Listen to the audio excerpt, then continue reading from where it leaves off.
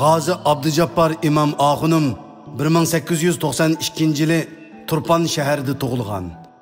Uning ota-bobolari Turpandagi koni oqsumaklardan bo'lganligi uchun Abdujabbor kichkidan boshlabla turli yaxshi sharoit va turli o'qish afzalligiga ega bo'lgan.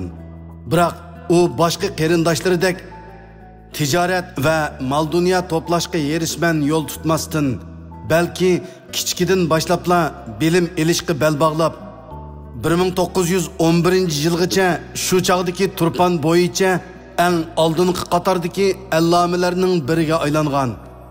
U 1912-yildan toki 1932-yilgacha to'p-to'g'ri 20 yil ota-bovasidan qolgan madrasada mudarris, mahallasidagi masjidda imom, cho'ng jamiyada xotib va Turpanda mufti bo'lib, hamma xizmatning hoddisidan to'liq chiqqan.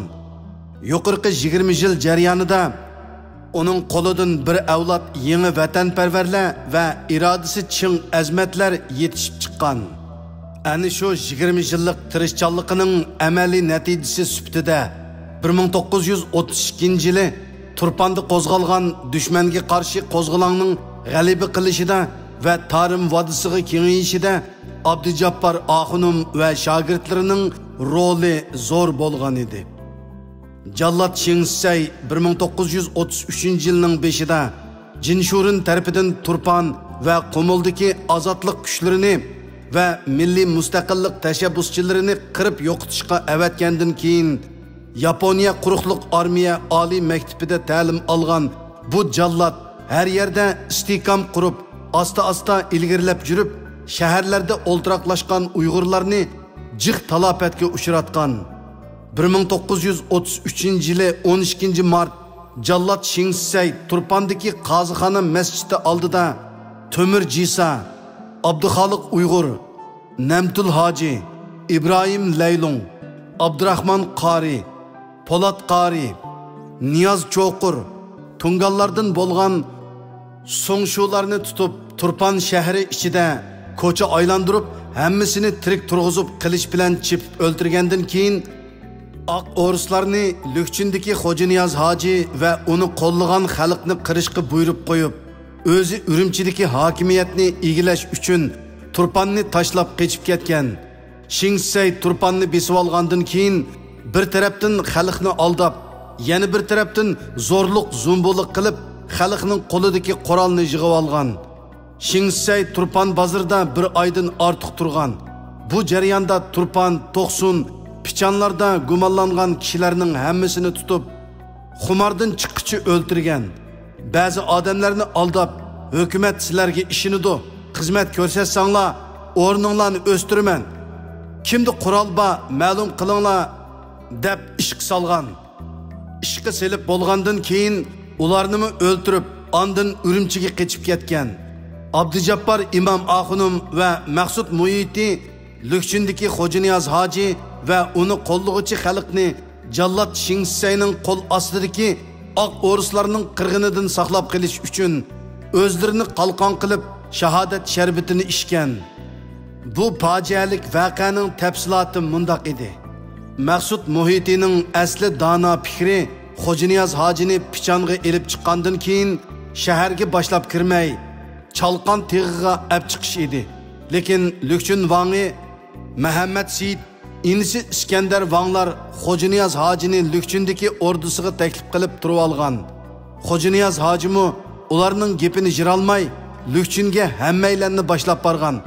Lükchin shu chaqda sepili bor shahar bo'lib, sharqiy darvozasi Yangi shahar qovuqi, g'arbiy darvozasi yuqorqi qovuq, shimoliy darvozasi tuvanki qovuq, janubiy darvozasi o'lan qovuqi deb atiladi. Jinshurunning Lükchindagi askarlari Pichonga yo'tkilib ketgachga Lükchinda askar qolmagan edi. Bu shaharning g'arb tarafida Vang ordusi bo'lib, Xo'janiyaz hoji shu orduga tushgan edi. Xo'janiyaz hojining Lükchinga kelganligini anglagan Turpan, Pichon, To'qsun xalqlari Lükchinga vakil avatib, Xo'janiyaz hojining qo'zg'olonini himoya qiladiganligini bildirdi. Xo'janiyaz hojini tavob qilib, Pidoyi bo'ladiganlar o'zini tizimga oldirdi. Shingsay Xo'janiyaz hojining Lukchinga kelganligini anglab, oq o'rislarni o'z ichiga olgan barliq qo'shoni bilan Turpan bozoridan Lukchinga kelib ularni qorishib olgan. Ular shahar ichiga solinib turib, shahar teshiga piyoda chiqib dushman bilan urushgan. Urushning ikkinchi kuni Xo'janiyaz hoji Vang ordusining ustida urush vaziyatini kuzatib turganda, dushman taraf Xo'janiyaz hojining ordu ustida borligini bilgandekla orduni zambirak bilan o'q tutgan. Shu chaqda Xo'janiyaz hoji bilan yonma-yon turgan Abletib Bekka o'q tegib shahid bo'lgan. Shuningdan keyin Maqsud Muhiti hoji akam endi orduda turmasa deb iltimos qilib Xo'janiyaz hojini boshqa yerga ko'chirdi. Sepildikilar 3 kun jang qilgandan keyin o'qlari tugay deb qolganda Xo'janiyaz hoji shaharni tashlab chiqib ketishga buyruq qildi. Biroq bu qitimqi chekinishning va shaharni bo'sib chiqishning bedeli to'limi og'ir bo'ldi. Xo'janiyaz hojilar qochib chiqqandan keyin oq o'rus askarlari shahar darvozasiga yaqin kelib, shahardan ikkinchi turkumda qochib chiqqanlarga o'q etishga boshlagan.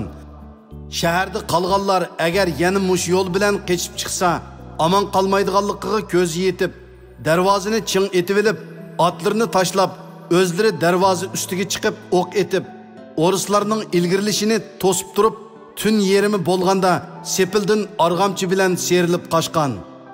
Atsi Shingsayning askarlari Lukchinga kirib, shaharga o't qo'yib, Vang ordusini tamamen ko'ydirib etgan. Jallat Shingsay xalqni Yunus Dorg'uning hoylisiga yig'ishga buyruq tushirganda bir qism kishilar majburiy haydab kelinib, qirib tashlangan. Ammo ko'pchilik kishilar buyruqqa qarshilik bildirib kelmay aman qolgan. Biroq dushman askar boshliqlari qonxo'r askarlarini 3 kungacha ko'chada ushirganli odamni chop-chop qilishga, xalqning o'ylarini bulang-talang qilishga qo'yib bergan. Oqibat bu jallatlar shu qitim ayol, yosh qeri, kichik bola bo'lib, taxminan 1500 jonni chip o'ltirib etgan. Shingsay Lukchinda shahid bo'lgan Maqsud Muhitining kallasini olgan va shahar ichida sazoyi qilgandan keyin Urumchiga qochib ketgan. Xo'janiyaz hoji Maqsud Muhiti va Abdujabbor Oxunimning Lukchinda o'zini qo'g'dash yo'lida jon berganligini anglaganda to'limi qayg'urib ketgan va hey isit Maqsudum, mening dono maslahatchim, sen o'lgicha men o'lsam bo'lmasmidi deb urib ketgan. Biroq Maqsud Muhiti va Abdujabbor Oxunim qatorliqlarning qini bekorga ketmadi. Chunki Xo'janiyaz hoji boshchiligidagi milliy ozodlik urushi har holda dastlabda to'liq g'alaba qilib, Uyg'ur tarixining zulmatlik batlari orasida bizning kelgusimiz uchun ibrat va ulgu bo'lg'idek bir necha shonliq sahifani qoldirib ketdi.